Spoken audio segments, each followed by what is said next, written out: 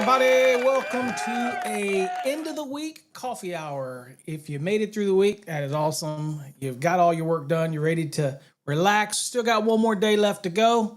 We still got the rest of today left to go. But thanks everybody for joining us on Coffee Hour. Excited to have you here. We made it through the week. It's Friday. We're on the downslide now, going into the weekend. Let me make sure I put my phone on silent. Something I always forget at least one thing every morning. Because I will get blown up with calls early. So thanks for joining me. Today we're going to just do exam prep, but I do want to show you a resource and tell you what's going to happen next week. But we will look at some exam prep questions, answer all your questions, give away some goodies. We can play with the hog if you want.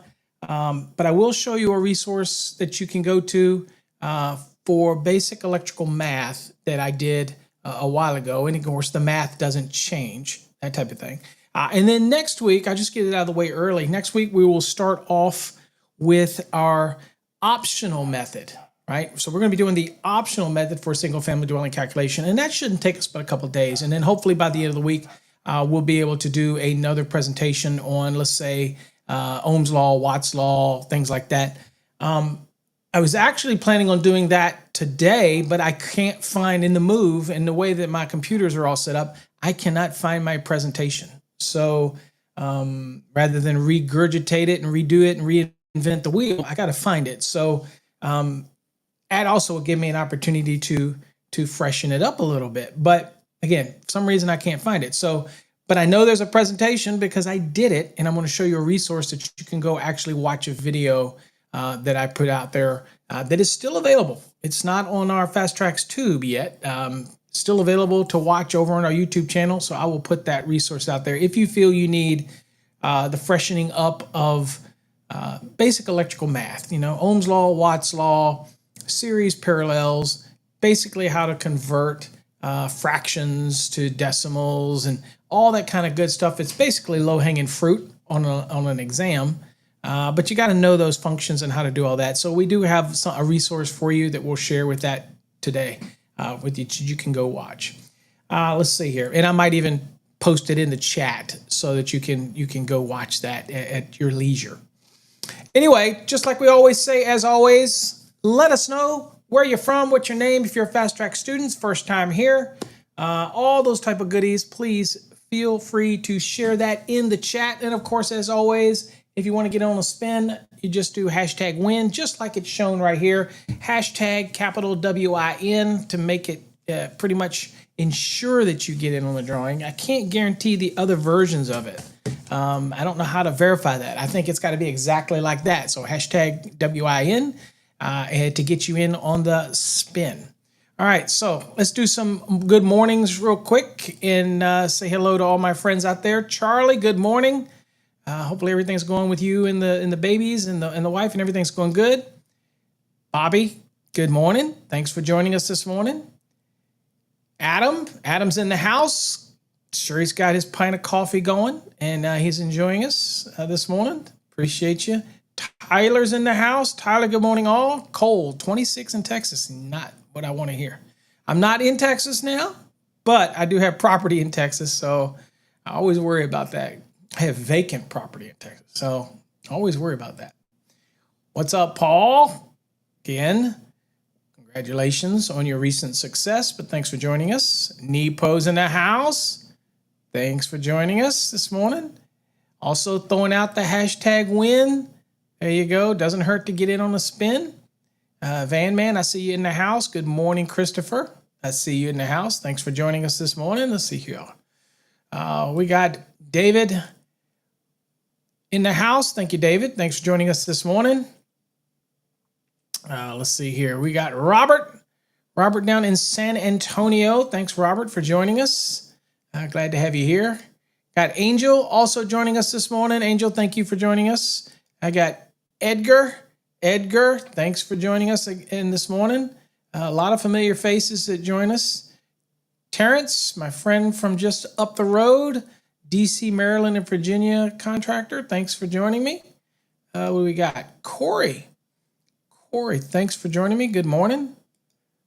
Red Dog's in the house. Hold on. Let's get some Red Dog music here. I swear I'm going to change. I'm going to add more sounds. I promise y'all. Just slow. What's up, Frank? Friday's in the house. Let's see here. Bueno's making a recommendation. David's wanting a recommendation. I'm talking about a corner grounded delta. What do you want to know about it? Let's see. It's just intentionally grounding a corner of a delta configuration in order to give it a grounded reference. It is intentionally connected to Earth to provide a reference point. But we can go into details if you want on that at some point. Just send a detailed request rather than I'm not, just talking about corner grounded deltas. Not sure what you want to talk about, so go to paulabernathy.com. As always, submit something a little detailed of what you want a lesson to be on, and I will try to create something for you. What's up, Outdoor Man? Appreciate you. Rob's over on Fast Tracks Tube, so that must be working. So thank you, Rob, for joining us. John joining us from Orlando, Florida. It's probably nice, probably in the 70s down in Orlando, Florida. Alejandro, welcome. Good morning, my friend. Van, still in the lift? Still in the lift. You've never left the lift. Okay. Working with 392 cable trays this week. Absolutely. Elwood, Flip. Elwood, long time no see, my friend. He's out there. Thanks for joining us, Elwood. Glad to have you here. Richard's in the house. Anaheim. Got some early risers out there. There we go. There's my Facebook friend. Thank you, Manny. Glad to have you here. A lot of wins going in. Uh-oh, Frank says Beatbox Friday. Wow, I'm going to have to get a little more coffee in me, Frank, before I can hit some beatbox today. Let's see here.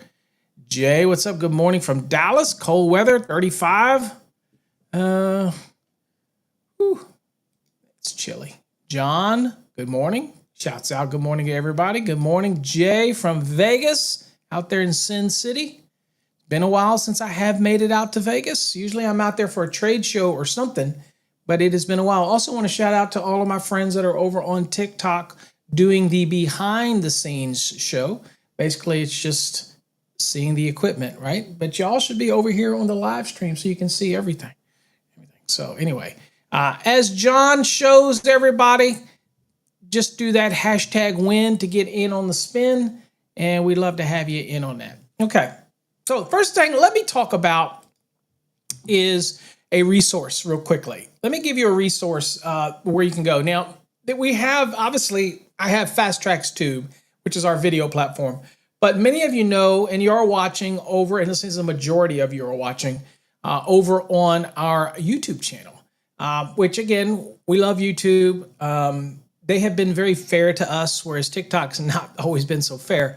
But YouTube has been very fair, even though it's an extremely liberal platform. It has been very fair to us, I guess, because we basically just, hey, Judah, thanks for coming. We just talk about, codes and things like that. I don't really get all this other stuff that could cause trouble over on YouTube, but in fairness, they've been pretty fair to us. But what I want to show you is a resource that we have.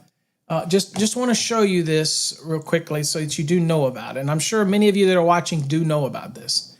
But over on this, you can see we have a video. And again, this is kind of hard to see. So let me see if I can't.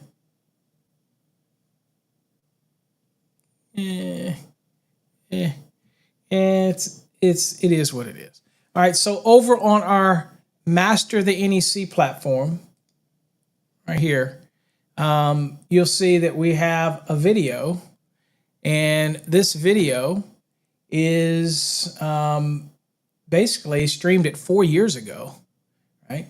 And, again, my videos and my stuff that's on our YouTube channel is very specific because, again, we don't have a lot of followers over on our YouTube. We have close to, I think, 32,000. But the concept is it's very niche-y, right? It's it's all about codes, and it's not as glamorous and neat as you would get with something like Electrician U or something, which is puts a lot of detail into his videos. Does a great job on his videos. I can't watch people installing stuff. I've done it for so many years. I just can't make myself watch it. So I get it, but there's a lot of people that do. But here I wanted to show you, we do have a resource over here, and I wanted to show this real quick. And you see kind of what we're going through here. So I'll show it to you. Doing addition of different values. Okay, so it's gonna be double talking. Let me mute this. So you see this video over here, and it's all talking about calculations. And then we get into percentage and increases. Of course, you got a little commercial, got to pay the bills. Let's skip it. So we talk about how to work with percentages, how to increase them, how to decrease them. We work with voltage power wheel. We talk about the power wheel, consumption, all this kind of stuff. And we get into some test questions, okay? Electrical math type test questions. Let's see here. Let's go in a little further. So as you can see, all of these are basically getting into some type of electrical math and that type of thing. So I encourage you to go watch this video. Okay, this video is entitled Basic Electrical Math and Electrical Exam Prep. It is still available. It is over on our channel, over on @Master the NEC. So there's a great video on that. But the reason I bring you that is because I will be going over electrical math in a little more detail next week. I just don't know which day next week because I have to reinvent the basic electrical math presentation. So I'll probably be doing that this weekend, unless I can find it. But I think it's important that we do cover the basics of electrical math, even here on Coffee Hour. I think it's important that we cover something about series and parallel circuits. Again, not just for exam prep, just because folks out there need to know. So I do have extensive resources on that. So I do want to be able to share all that stuff with you here on a Coffee Hour. So make sure if you're first time here that you've subscribed so that you check us out every time that we do that, or we're in the house for that type of thing. So, okay. All right, just wanted to show that resource. Again, all you have to do also is go into our playlist over on the YouTube channel, and you'll see a bunch of resources. Of course, if you're a Fast Tracks Tube subscriber, we have a lot of these videos over on Fast Tracks Tube as well, and many of them that are not on YouTube are over on our paid subscription platform. Okay, just wanted to throw that out there so y'all all are aware of that. All right, so let's do some exam prep questions today. Again, anything you want to ask, throw it up in here and let us know what you want to talk about. Frank, Ohm's Law definitely wants that. So definitely you'll want to hang in for the Ohm's Law stuff when we do that next week. We most certainly will want to hang in for that. All right, let's go to look at some questions here. All right, first questions on the screen. Okay, let's see here. And some of these, we may have seen some of these questions before. That's okay, because it's still the whole concept is to get you moving in and out of your code book if you have your code book. If you're listening, you're cruising down the road, that's fine also. Don't pay attention to the road. Don't worry about any of this stuff. Just listen and go here. So blank shall not be allowed. Blank shall not be allowed to bond non-current carrying metal parts of service equipment or raceways. Okay, so is it double lock nuts? Is it bonding bushings? Is it threadless couplings and connectors? Or is it threaded couplings and connectors? So threaded, threadless, bonding bushings, or double lock nut. Now, the key here in this question is obviously this right here.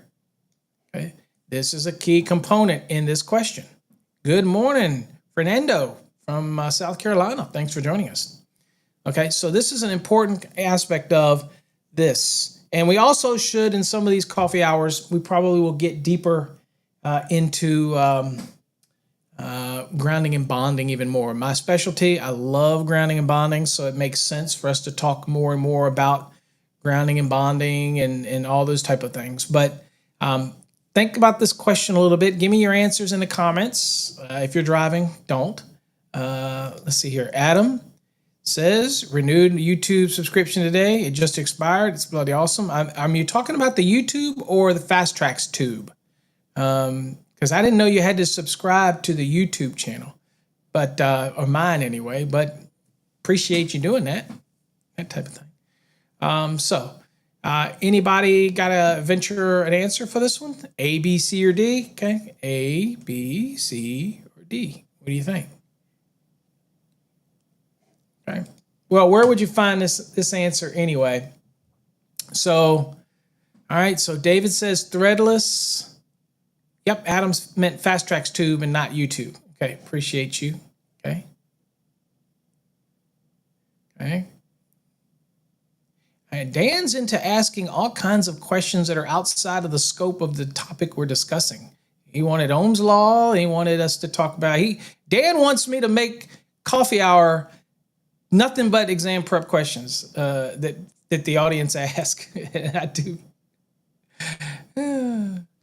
Okay, so let's stick to the question here. Okay, remember, for me to discuss a detailed topic to you, you can ask basic questions, but if you want a detailed topic, you need to submit them to paulabernathy.com. That's where we develop the topic, type of thing. Okay, but I have learned over the years, same when I'm on stages, I do not let individuals or anybody steer me off of a direction. Okay, I had to learn that the hard way, teaching on stages and things like that. So that scenario. But anyway, I don't think the hub is in the question above, Dan. I don't see anything about a buyer's hubs. Okay, so blank shall not be allowed to bond non-current carrying metal parts of service equipment or raceways. Incidentally, some Meyer hubs are listed for service bonding and some may not be. So it's always important to check the listing of the hub. Now, when we talk about some hubs that go on the top that do the 4 screws, Dan, they go the 4 screws that mount into the top like of a meter, then they are making connection 250.8. That's threaded entry. They're making a physical connection through the threads into the enclosure. So that is all bonded. So that is not a problem as well. But there is one thing here, right? There is one thing here that we know explicitly it tells us when we're talking about what? We're talking about bonding, right? Bonding. And then the non-current carrying parts are the metal enclosure. Okay, that's the metal enclosure. It's not intended to carry current. Okay, so we're bonding those metal parts that are not intended to carry current, unlike a conductive material. Unlike a conductor, that type of thing, or bus bars. So we're talking about the frames, things like that. And we're talking about service equipment or raceways. So there is, obviously there's going to be an allowance for the type of connections that we can do, metal to metal, raceway to enclosure, raceway to hub, all these type of things. But there is something in this one that's very specific that we cannot use when it comes to service. We can for feeders, but we can't for services. And so it should be, obviously y'all have used bonding bushings. There you go.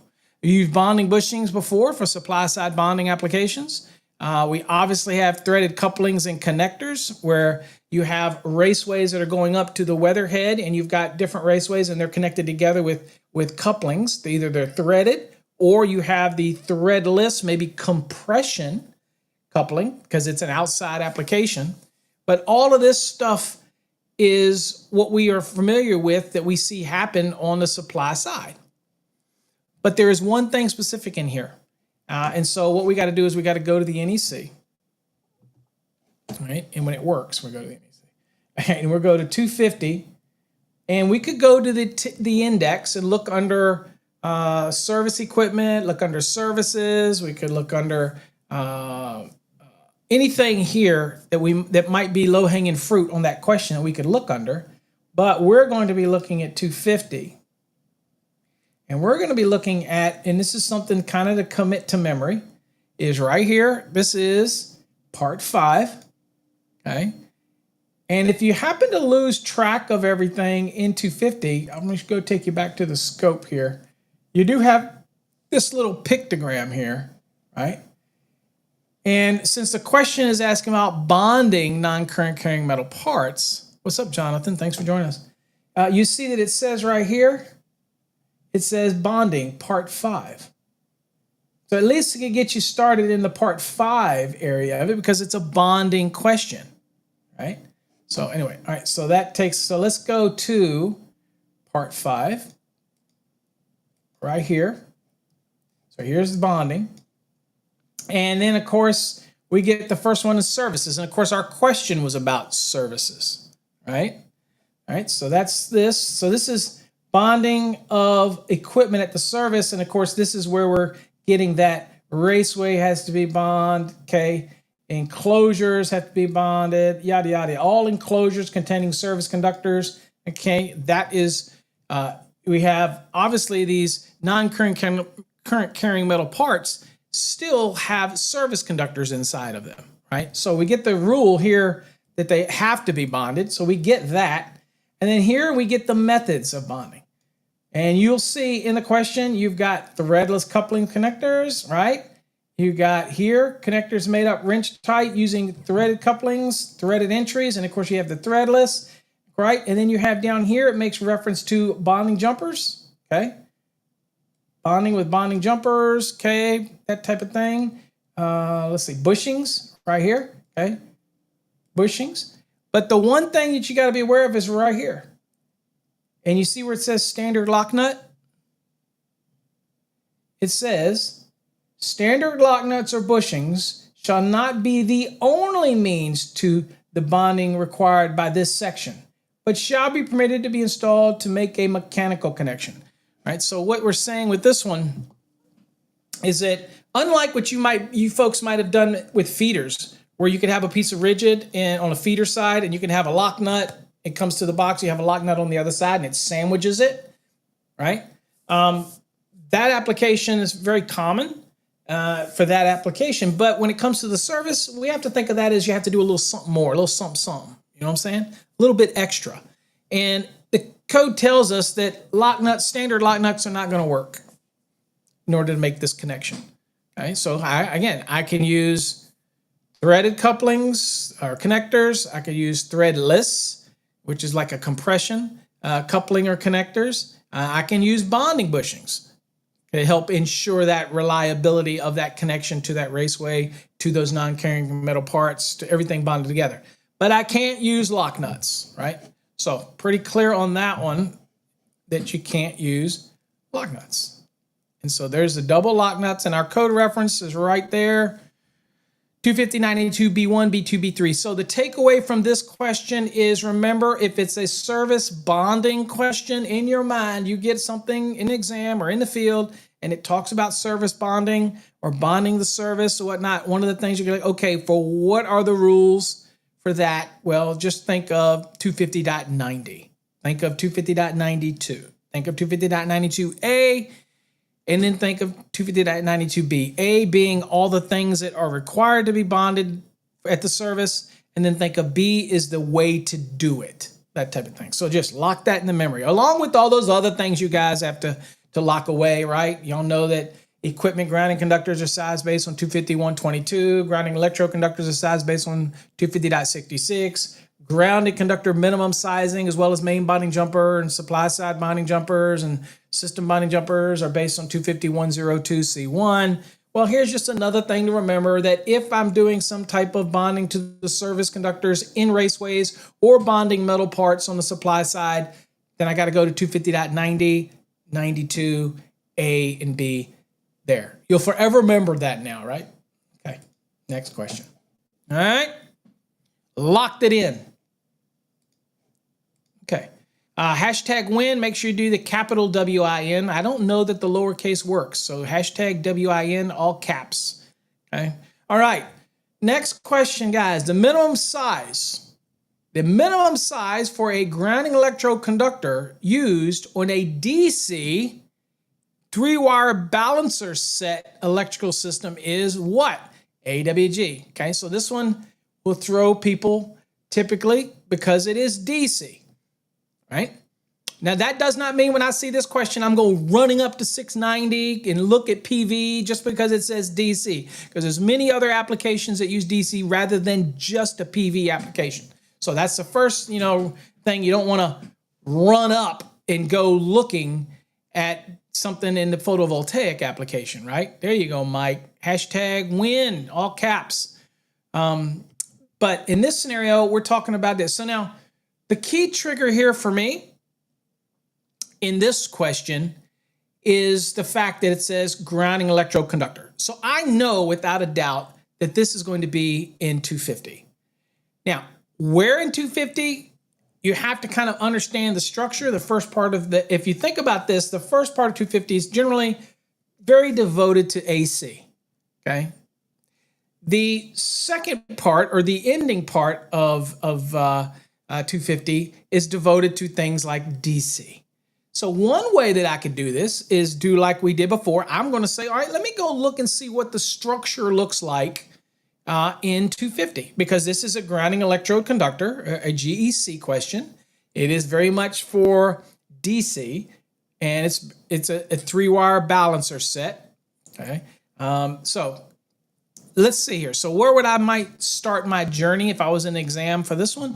All right, I might start my journey over here, and I might go back up to the little pictograph, little image that we get here, right here, and I might look at this and go, okay, where may I need to be to find something about DC applications? Well, if you look right here, it says direct current systems. And this looks like, this is the 678 part 8 right here. Okay. Looking at this and I go, okay, this is probably where I would need to be. All right. So we're going to go into 250. We're going to go jump down to that part, okay, really quickly. Oops. All right, so went too far. All right, right here. And this starts at 250.160. So it only took me a second, and I knew that this was DC. I knew that, remember, this is exam prep. So I knew this was DC. I knew that it was, at the end of the day, grounding electrode conductor. Now, one other thing that might help you is that I don't know that they did this intentionally. I don't know. I'm on this code panel, but this is long before me. 66.66 is the grounding electrode conductor sizing for AC systems when you're doing the grounding electrode conductor. 250.166, still keeping the 66, is for the DC. So easy way to remember that one if you ever get a question like that. And then the trigger that we're going to be looking for is very specific, is a 3-wire balancer set. We'll be looking at that, keeping that in mind, and of course the answers in this question as well. All right, so we're here, and I'm going to bold scan because I know that this is going to be a small part. So I'm going to show you how we're using the question in order to do this, and I'll bring you back to the question because I do have people that say, Paul, you don't share the question. Hold on, let me see if I can make sure this is coming out. All right, good enough. I don't know why it's cutting it off on the right, but who cares? All right, so here's the general. Okay, this is DC. You notice in here, it's not talking about any wire size, so we know it's not germane. That's a 2-wire DC system. Here, 3-wire direct current system, again, but not giving anything that's in the answers, not giving any conductor sizes. Okay, here, direct connection, really not giving it. In here, sizing of direct current grounding electric conductors. Obviously, that was in the question, right? All right, so what are we looking for? All right, we are looking for, the answer is 1, not smaller than the neutral conductor. So if the DC system consists of a 3-wire balancer set, okay, we can look past all that stuff and get down to here and say the grounding electric conductor shall not be smaller than the neutral conductor. Okay, so 1 in this system, it can't be smaller than the neutral, okay? And it can't be smaller, so it may be larger than this, but it's, again, not smaller than whatever the neutral would be in your calculation. And then not smaller than 8 AWG copper or 6 AWG aluminum, and we're not going to talk about that one, all right? So in this scenario, a 3-wire balancer set, you're going to have a neutral component where you would not have that typically. in a normal DC system setup. But in this case, we're just following the question. This was in the question. We see wire sizes. We're trying to take an exam, right? So that's what we're looking for, that type of thing. All right, so this is normal DC systems, right? And this one is specifically dealing with this type. And that was in our question, right? So we go back to our question, right? And we go down, and that would be that. And there's our code reference, 250.166a. Now, with this one, you could probably go to the index, and I will go to the index here. And let's go over to it real quickly. And we'll go down, and we'll just go down to grounding electroconductor. You could look under DC as well, but we'll go down here to grounding. And let's see what we get here. Grounding electroconductors, also see electrodes, okay? And we'll just look down here and see sizing, all right? Sizing. Now you see 3 different ones here. So we know it's a question about sizing. So just so people know how I would do this in an exam, I would go here. If I went this path, then I would see where it says sizing. I would write down each one of these. I would write .30, .66, and .166. And I know that's under 250, right? Now, the one caveat for this one is that in your studying on an exam, you probably know that the .30 is dealing with separately derived system. You'll probably know that the .66 is dealing with AC grounding electroconductors. So the only logical answer here is the .166 and under Article 250. So that's one way to approach it, but that might not be the only way. And remember what I tell you to dissect a question? You need to forget what anybody's ever told you about how you work a question. In the last 2 weeks, you can worry about timing yourself. But up until then, there is no time factor. You dissect the hell out of that question. So the next thing I might go is look under DC and see if there's anything under DC in this question. And this is telling me what I'm learning. So I'm learning that under grounding electroconductors, I have the sizing. I know what I've got under there.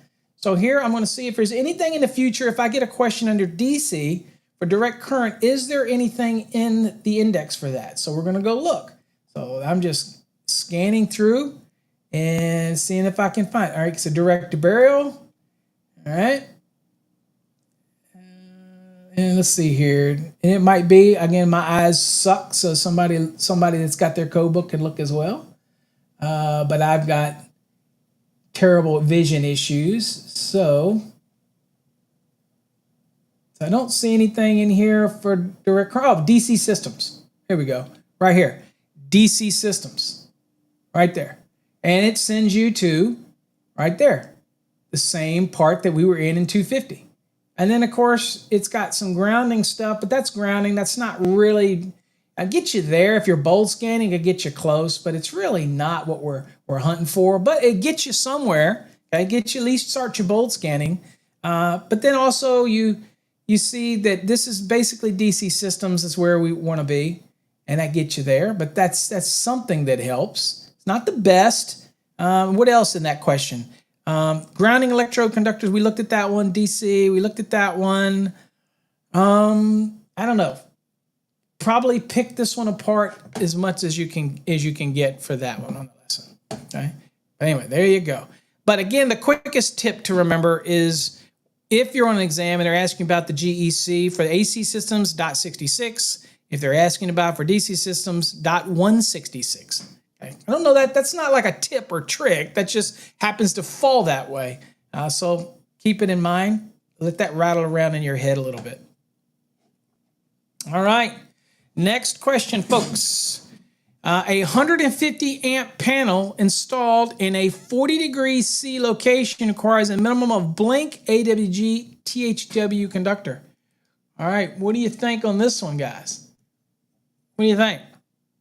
Well, this is one that I guarantee you most people don't think about. It's a 150 amp panel. This is all that we're given in the question. This is it. This is all we're given.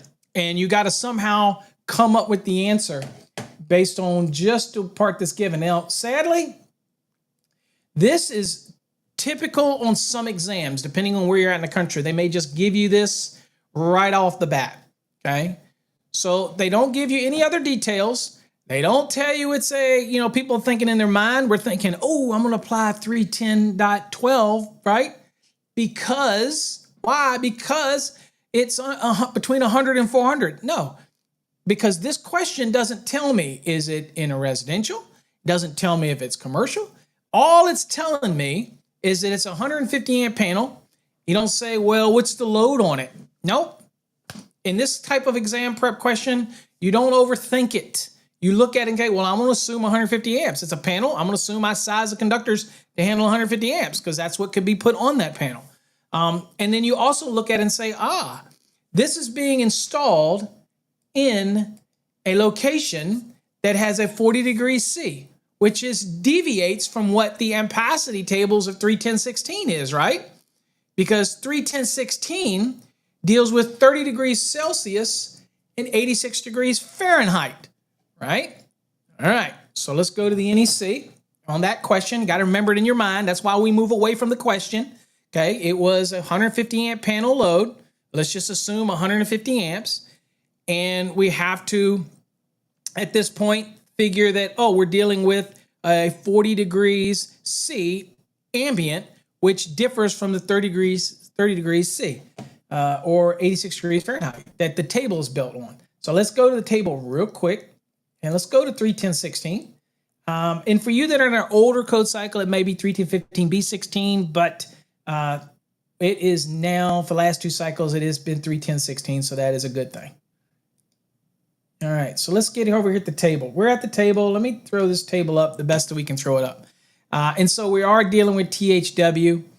We deal with 150 amps. We're having to deal with what has been given to us, okay? And that's all we can deal with. So here is THW, okay? So we know that's under the 75 column. We know that the panel is a 150 amp panel. So that is over 100 amps, okay? So that's over 100. So we can do some reasoning and logic here. So here we come down and we look, okay. Well, it looks like it would be a 1-aught, but we know that we're not dealing with the variables of this table, okay? This table is based on 30 degrees Celsius, 86 degrees Fahrenheit. Now, where do you see that? Well, let me show you right here. And this is the code language right here. And you see that it's based on what? 30 degrees Celsius, 86 degrees Fahrenheit. So what did we say we got? We said that we have what? We have 150 amps at 40 degrees Celsius. Okay. So let's kind of do some logic here. So now we have to go where? We have to make an adjustment. So we're going to go back here. And, we're going to make a correction, not adjustment. We're going to make a correction to the ambient. So we're going to come down here to this table, okay? Now, a lot of people ask me, which table do we use here? Now, again, sorry that this is, there we go. This is a little bit better. Why do we use this table in the 2023 code versus using this table? Okay, people ask me this all the time. And there's educators that actually say cross this table out. I would never tell you to do that because there are some situations where 40 degrees C and you will have to use this table. For example, if you're dealing with 310.18, 310.19, 310.20, those tables of ampacities, then that is based on the 40 degrees C and you would use this for the adjustment, for the correction. But all other purposes, we are going to be using 310.15b11, okay? That's what we're using. So in our case, we're going to be doing it from, since the question was dealing with the THW, right? So these are important things to remember. Since we're dealing with THW, let's bring this back up real quick. Since we're dealing with THW, the inherentness to this is it's under the 75. And of course, we have to, based on just on the question, it's a 150 amp panel, so it's over 100. So we're in the 75 degree column. All right. Now, you and I both know, let me come back to me real quick, that typically that you can adjust from the 90. However, we have to be very careful here because we don't get that luxury. Why? Because we're dealing in a situation where we don't have a -2 conductor, right? So it's not rated for 90. It's rated for 75. So when we do adjustment and correction, we can't use the value from the 90 because the conductor's not rated for 90. It's only rated for THW. That's it. Okay. So since THW appears here, and the only other one is this one, and that's THW, but that's under the 90, but that's not what we have in our question.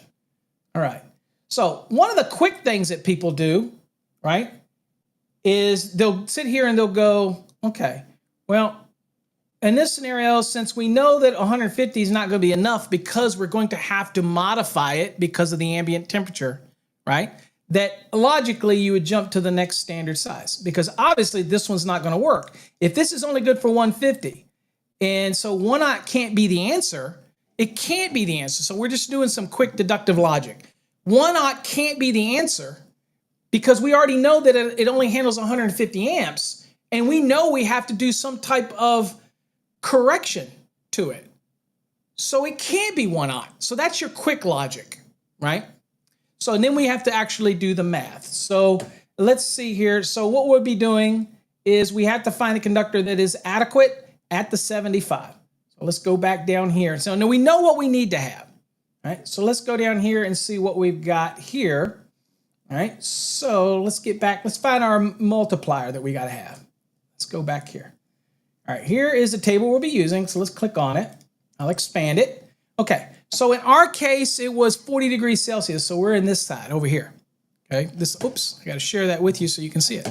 We're on this side here. So we're in 31015B11. We have an ambient temperature here. You see, based on the 30 degrees Celsius, 86 degrees Fahrenheit, we're not. We're in a 40. So we can't use the plain ampacity from the NEC. So we have to go over here. Now, we're dealing in 40. So here we are right here. Here's 40. And we're going to be dealing with the 75. Can't use the 90 because the insulation isn't rated 90. So we're right here. Okay. Now, so in this scenario, what do we have to do? Well, I have to make sure I have at least 150 amps. Okay. So let's go back to me here. So I'm going to do the 150 divided by 0.88. Okay. And so I need to find a conductor that is good for 170 amps, right? Or 170.4. All right, so let me go back here. And now let's go to the code and ampacity table, I guess, here. Expanded view, okay? All right, so that was 150. God, I keep forgetting to go. Sorry, guys. So there we are. There's that 1/0 we started with. So we took that 150 because that's what our panel was. So we had to have 150. And we used division to go up. We used multiplication to check our work by going down. So in this case, it was 150 divided by 0.88. And that gave us 170.45. So we had to find a conductor that's good for that. We stay in the 75. We can't go out of the 75. So that takes us to the next size, which is a 2/0. Now, we can check our work because that 2/0 is good for 175, right? We can check our work by going 175, multiply that times 0.88, and that gives me 154 amps after we make the correction. Is 154 amps okay to handle the 150 amp load? Absolutely it is. So that tells you that we made the right choice in jumping it up to the next size. So in that case, this would be wrong, okay? This one would be wrong. We jump to the next size, so it'd be 2/0. And there's where you get your information on how you do it. So that was a good lesson on explaining that since we're in THW, that type of thing. Now, a lot of times students will ask me a question. They'll go, well, wait a minute. Aren't we supposed to assume 60 degree if we don't know what the terminations are? Well, in this one, we don't because we're answering what they give us, and we know they're giving us a 150 amp panel, so we know that the lugs have to be rated over 60. They have to be 75, okay? Because of 110.14c and the temperatures, this is already 150 amp. It would do it zero purpose to be a 60 amp rated terminal, right? So, and we know that most circuit breakers are going to be 60/75. Now, only time you have to really worry about this for exam prep if they give you a lot of variables. So if I see a question like this, I know what they're asking. And it's pretty simple. They gave me the conductor size, they gave me the panels and passing, they gave me the ambient temperature. Just solve for what you see. In some questions they give you, it might be a very detailed question where they tell you terminations, or it's a branch circuit itself and you're sizing the branch circuit and all this stuff. Then you have to take into consideration 110.14c and whether or not it's 100 amps or less, 60 degree, or you're using over 100 amps and you use 75. But you need a bigger question for that. This is a very straightforward question, okay? It's giving you enough information to be able to answer this. And I have people that say, well, I can't answer this question. The hell you can answer the question. Just answer what you see. Don't overthink it, okay? A lot of times people are overthinking things, right? All right. Answer what you see. That's all they're trying to do. All right. Real quick, let's do some spins, get some contest stuff away. So hopefully you've done #win, and we're going to give away some goodies here, or at least get you in the drawing for some goodies. Let's go. #win, and let's do the spin. Let's go. Ooh, I'm getting some hearts over on TikTok. So if you're one of my TikTok followers over there, I appreciate you. Mass love. Hopefully you're joining us over here on the live stream so you can get a chance to win something or get in the drawing. All right.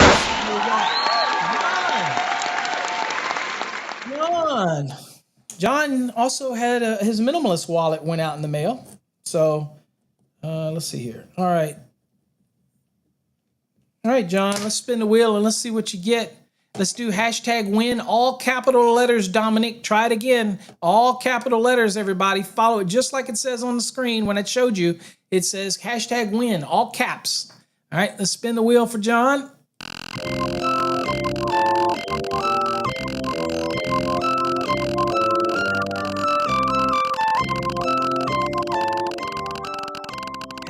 #win, all capital letters, not lowercase.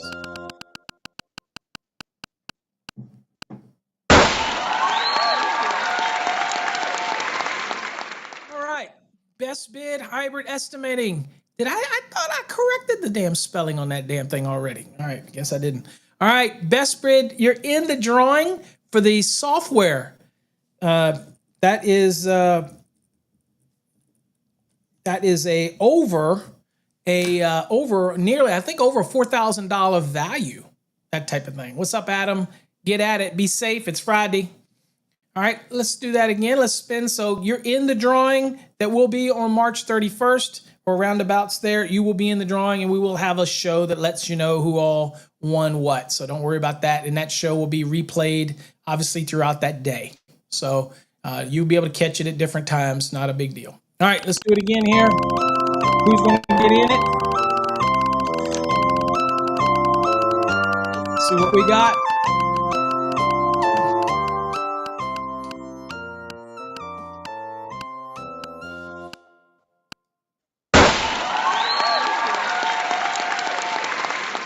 All right, Val is going to be spinning the wheel. All right, Val, let's see what you can get. Spin, spin, spin. Let's go.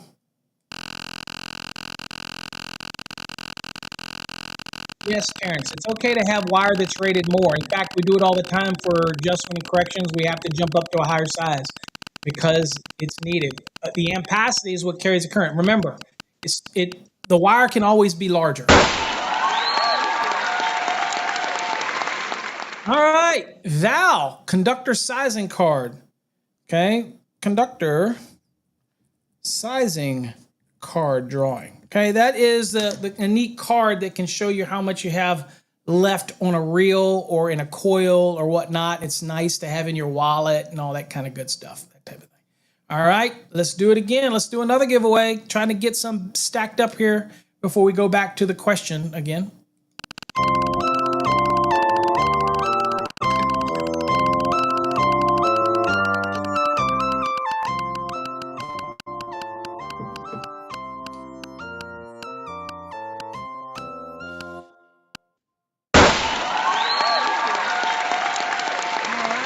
Dan Martins, there you go, Dan, see?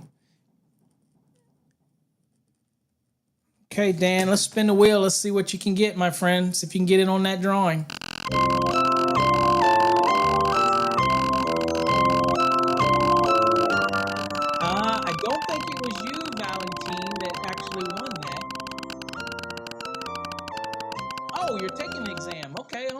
talk about that, let me give you some last minute tips. I didn't do that the other day. I got my vowels mixed up. Sorry about that, Val. All right, so Dan, you're in Fast Tracks Tube. I don't know if you already have it. If you do, let me know, and I will spin you again. But let's talk real quickly to Val. Okay, Val, you're getting ready to take your exam in 1 hour. Don't overthink it. Don't try to crash it. Don't try to think you're going to learn something in the last hour. Here's the deal. Go in there with positive thoughts, positive vibes. When you sit for that exam in Texas, it's electronic. You will have the option. You'll go through a preview. You will learn how to work the system so that you know that you can check box a question and it'll check, and you can go back and make sure you determine, okay, how do I get back to the questions that I've checked later? Once you understand the system, make sure you go through it in 3 waves. For example, if you've been studying, when you sit down and you're ready to start, you answer the test questions to make sure you understand how to work the system. Make sure that you go through your questions, a first wave, and answer what you know right off the top of your head. Exactly. When you look at a question, you go, I know the answer to that one. That's easy peasy. I've been studying. Answer it. You get to one that takes more than a minute, and you're like, well, how do I know it's more than a minute? You'll feel it when you start getting a little antsy, and you're like flipping, and you're like, I can't. That moment that anxiety kicks in, right? Because you know you're on a timer, mark it, electronically checkbox that question, and go to the next one. And just do that through that first wave. Answer what you know, mark what you don't. And then once you get to the end, you'll have the option to go back and look at all the questions you checked. That's your second wave. On that second wave, you get to spend another minute and a half on each question. If you answer it, uncheck it and go to the next question. If you can't answer it, leave it checked and just go to the next question. Once that anxiety starts kicking in again, your internal clock, if you will, then go to the next question and save that for the third wave. And then every time you answer one, uncheck it. And then you'll have the last questions that are remaining checked. Then you work on those, and you can't move off of those until you answer it. So if you still spend another minute on it in the third wave and you're like, I still can't find the answer, then you have to make a logical guess. Okay, you have to eliminate the obvious and really make a guess, but you don't want to run the risk of leaving things blank. Okay, now, if you answer it and you're like, okay, I don't know if that's right, I'll just answer it. Since you're in the last wave anyway, you can leave it checked if you want, go to the next one, but make sure you at least answer it before you go to the next one, so that if your timer runs out, you're not going to run out of time. I mean, you're not going to have all your questions at least answered, okay? Other tip is, if you're doing the journeyman's test, or you're doing the master's, so you've got 2 separate tests, okay? So again, usually when you're doing a 1-test exam, like Texas is for the journeyman, which will change on March 1st for all you out there in Texas, it's going to go to 2 exams. You could skip the calculations to the end. But if you're doing a test where the calculations and the lookup are separated, like in a master's exam in Texas, then it's really not beneficial to you to do that, because you're not going to have any calculations in your knowledge test. And then when you're doing the calculation, the same concept on the calculation one. If you find a calculation is extremely detailed, mark it and skip it and go to the next one. Okay. Don't get bogged down where you're spending 5 to 10 minutes on a question. That is suicide when you're taking exams. Okay. So that's the best advice I can give you for that. Okay. All right. Let's see here. Dan says, I'm it. I don't know what that means. Let's see. Outdoorsman says THHN. I'm not sure of the question. Y'all are ventured off topic here. For the temperature correction, we have to use a 90. No. Outdoorsman, no. Because that was THW in the question. You don't get to use THHN unless it's rated THHN. THW is rated THW. So you would use the 75. You don't get to use the 90 in that question because that installation wasn't rated for 90. The only time you can use a 90 for the adjustment and correction is if the installation happens to be rated 90. If the installation is only rated 75, then you're stuck in the 75. You with me? All right, let's do another question. All right. In this question, it says lined and ground connecting copper conductors used for connecting surge arresters? Ding, ding, ding, ding, ding. Okay, so there's your trigger word. This is about a surge arrestor. At a service shall not be smaller than blank AWG. So in this question, we know we're dealing with surge arrestor. We know we're talking about the copper conductors. We're talking about line to ground connection. And then we get some sizes here, 6, 10, 12, 16. It's not a guess me moment. Okay, we know that we're dealing with surge arresters. Now, if I want to go to the index now, it's different depending on which code cycle you're in. Like, for example, surge arresters is in a different article in the 2023 than it was in previous editions. So depending on whichever one you're working in, got to remember, you either know where it is, whether you're looking in 280s or 282s, things like that, or you're looking in 242. It was moved around, okay? Now, the other thing I think about when I think of surge arrestor, I'm thinking of over voltage. And so we have an overcurrent protection in 240, but we have an over voltage protection in 242. That was fairly new to us in the NEC. But let's go here real quick, and we'll go into this. Now, let's go to the index and share this instead. I'm not sure why it's not loading. There we go. Load this instead. And I'll just, for craps and giggles, we'll go to surge arrestor. So let's go to surge. All right, and we're down here because we do want to learn the index. All right, index is not the holy grail, but it can be helpful. Okay, so let's see here. STU, PQR. Okay, surge arresters right here. Okay, right here on the left, right there. It tells us it's in Article 242. It's probably going to be different in the code you're using if you're not using a 2023 edition. Just remember, surge arresters is in your index, so that will get you where you need to be. All right, so in our question, it was talking about what? It was basically talking about line to ground connecting using the copper conductors for connecting the surge arrestor at the service. Okay, so we kind of look down here. Now, I can tell you that 242, when we're dealing with surge arrestor, is not large. Okay, so it's not like you're going to struggle with looking through tons of stuff. Okay, all right. So again, we could say, all right, well, it's basically talking about grounding, okay, line to ground. Okay, but well, let's kind of go here and look a little more. Say interconnections. Okay, let's see. All right. So first thing I'm going to do is we're not looking for surge protection. We're looking for surge arrestor. That type of thing. Now you'll notice that surge protection, by the way, is also in 242. Okay, so it is broken down. So that tells me we're just going to go to 242. That's where we need to be. All right, so let me get us here, and let's get this out, and let's go to 242.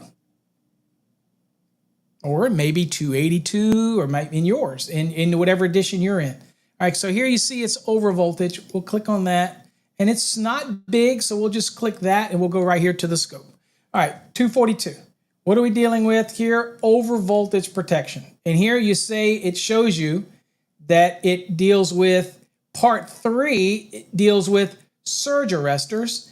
Part 2 deals with SPDs. Now, I have had students that are in a state that will allow you to mark your code book. I have given advice. Again, states that allow you to do this, you need to check with your state.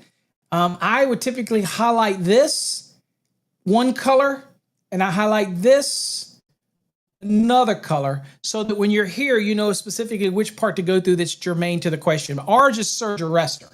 So we're going to go to the portion part 3 that deals with surge arrestor. Okay. But now you also know surge protective device questions 242 part 2, right? Okay. So here's our surge arrestors. Typically, surge arrestors are going to be over 1,000 volt applications, right? And we're going down and we're looking, okay, use is not permitted. We're not there. Surge arrestor ratings. That doesn't jive with any of our answers in our question because we're talking about a conductor size, right? Number required, no. Location, not germane. Routing shows nothing about conductors. Connections, nothing about what we're dealing with. Conductors. And immediately we see sizing. Catches our eye immediately. All right? The conductors between surge arresters and lined and the surge conductors and the grounding connection shall not be smaller than 6 copper or aluminum. Okay? So obviously makes sense to come back to our question. And of the options here, 6. And the reference, 242.52. If you struggled with that question, you have to understand the logic chain here. It was surge arresters, okay? And surge arrestor, we were thinking on that. Okay, surge arresters. I'm going to go in the index and look under surge arresters. You might now be savvy enough to say to yourself, well, I know this is about what? This is about dealing with an over voltage. That's what the surge is, an over surge of voltage.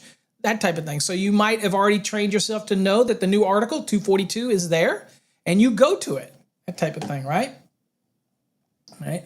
Not new, and as in that it's new. I think it came in the 2020. So prior to that, it would have been like a 282 or something like that. Okay. I try not to, I had to go look, but it's not new, okay, for 2023, right? That type of scenario. But it was new, I believe it was new in 2020. Okay, great question. So again, if you struggle with those type of things, just think about it. And this is why I tell you it's so important to do flashcards, okay? And also, let me show a resource real quick. I don't know how this is going to show up real quick, but if you're in our Fast Tracks program and you have our enhanced or our basic program, and you go over to the last module that is in your program, all the way down below 19, what you're going to get is linked to your resources, okay? And so I want to show you what that looks like real quick. So here is your resources link, and it's not showing up everything. So I'm going to try to do this on the fly. So if you can bear with me, I'm going to try to do this on the fly so I can add a little bit to this really quickly. Okay. Again, on the fly, because that's how I roll. All right. So you'll see some of these resources here. So you do, for the people that ask us, do we get flashcards? Do we get yes, you do, right here. You have some neat,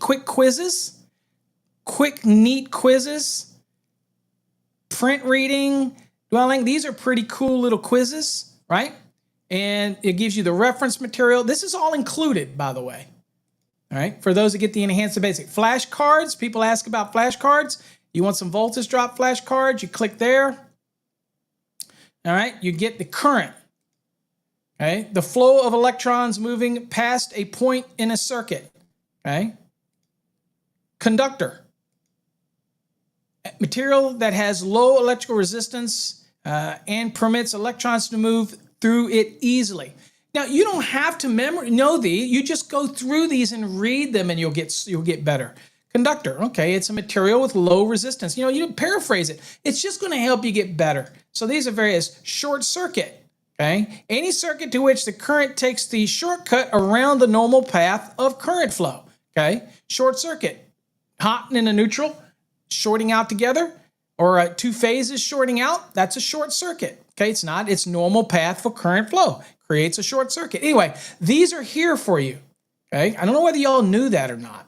These are your database of questions that you get right here, and these are what we've been using. Okay, you got some exam ones where here let you go until the end, and you got these. So I just wanted to make sure that you were aware that you had this database. But here's the other neat thing you have in here. You have a media library.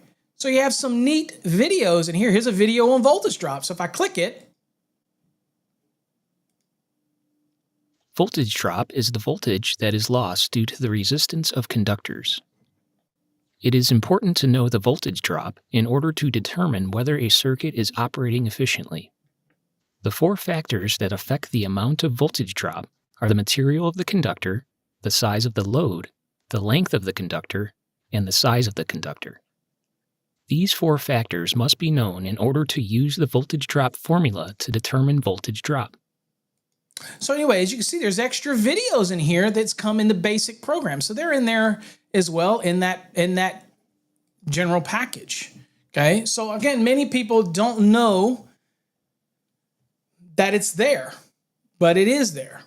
Okay, so one of those things to just make you aware of, it is there, available for you. So that is in the very last module in your basic and enhanced program.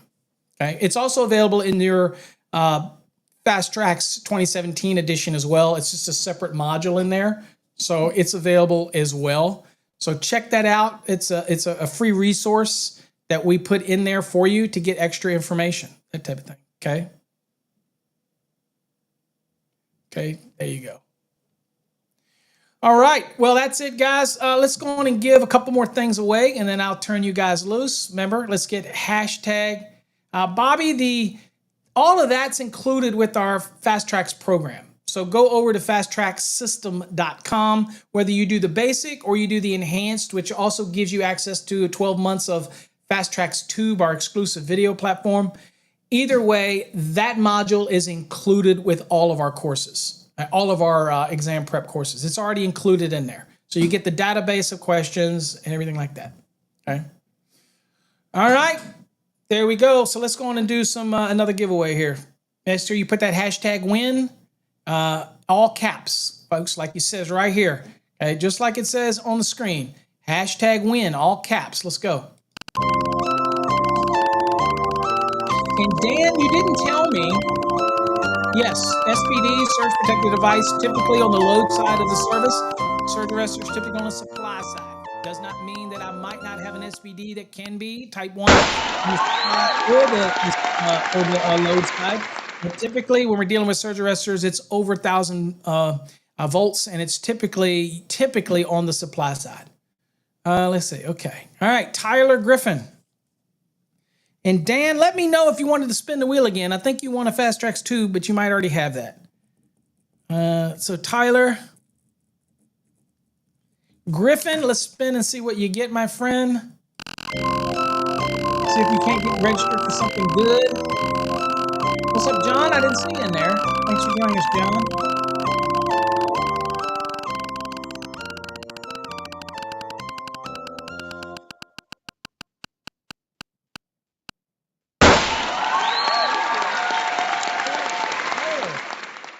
You're in the drawing for the conductor sizing card. And there's going to be multiple people, okay? Outdoor, you are wrong if you're delayed and you're talking about the last question, because that was not correct. All right, so Tyler, you're in the drawing for the conductor size card. They're pretty cool cards. They're heavy duty now, so they'll fit great in the wallet or on the truck, that type of good stuff. But you're in the drawing for that on March 31st, and quite a few people will be in that drawing. So there'll be more than one winner for that type of thing. All right. Dan, let me know whether you want to spin the wheel again. If you're still here, I will spin the wheel for you again. Okay. So let me know if you're in the house, and let's go on and do another one real quick.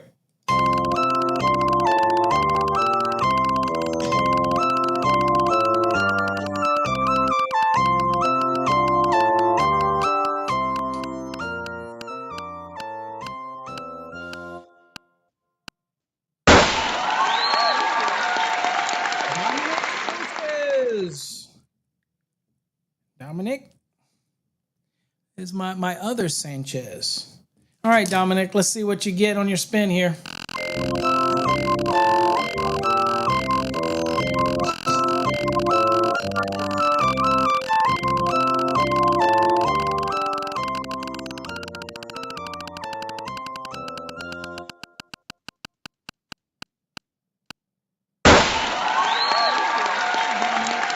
Already have a Fast Tracks Tube subscription, but that's what you won. Let me know. If not, we will spin again for you. And if you don't, email me and let me know that you already won that and you want to get spin again. If you don't get this while you're here or you're not here, but you do get Fast Track Tube, you can also get an extra year added to whatever your current, or extend your current subscription out another 12 months, whatever you're at. So how that works is if you already have it, then you can extend it out 12 months from today, right? So if we go in and put it, we'll just extend it out to the 12 months. That way you get whatever you paid for or whatever you have up to this point, and then you can extend it out 12 months from that point, if that's what you'd like to do. Or we can spin again and get you in the drawing for some other goodies. I need y'all. I know there's a delay, but I got to go because I'm over my hour. But let me know what you want to do. And I don't hear anything from Dan. So Dan, I'm going to put you down as Fast Tracks Tube because I haven't heard anything from you. Unless I hear anything from anybody, I'm going to keep what you've got. And I know there's a delay. So, all right, Dominique, we will add it to your existing subscription. Not a problem. All right. Okay, folks, let me get back to me. What's up, Judah? Thank you for joining us. Again, we're here every morning. Now, let me give you real quickly what's going to happen next week for those that are still here. Those that have left, sorry. Okay, we are going to be doing the optional method starting on Monday. So we should be able to clear that up in about 2 days. We'll do the full optional method, maybe 3. And then we're going to do a session on general math, Ohm's Law, Watt's Law, series and parallel, that type of thing. So that is going to be next week as well. Okay, so that's what we've got. We got a busy week next week, optional method for one family dwelling. And then we're going to do electrical math, get that kind of out of the way. And then what we do is we set ourselves up for getting into multifamily dwellings, multifamily calculations, and that will pick up the following week. So we got a lot to do. We got a lot over the next week. So make sure you join me. Again, all of you that got in on the drawings, congratulations. Anybody that got the Fast Tracks Tube, you will not be disappointed. I believe a new interactive video is dropping this weekend. I'm not 100% sure. I got to get with Jeff. He's been out sick, but I think it is going to drop. I can ask Martin, whatever his name is. It's kind of like your Dan. It's kind of like you, but his name's spelled different. He's the one that's the subcontractor that's working on some of the back end interactive stuff. I can ask him, but Jeff usually knows that stuff. So anyway, busy next week. Make sure you join me. Mark your calendar. Let your friends know. If you have social media channels, share us on your social media channels. Join us for coffee in the morning. And if you got any detailed questions you want answered, do me a favor. Just go to paulabernathy.com. paulabernathy.com is the definitive portal to ask your questions. All right? All right, folks. Till next time, stay safe. God bless, and we'll catch you on a future episode of Coffee Hour. Have a great weekend, everybody.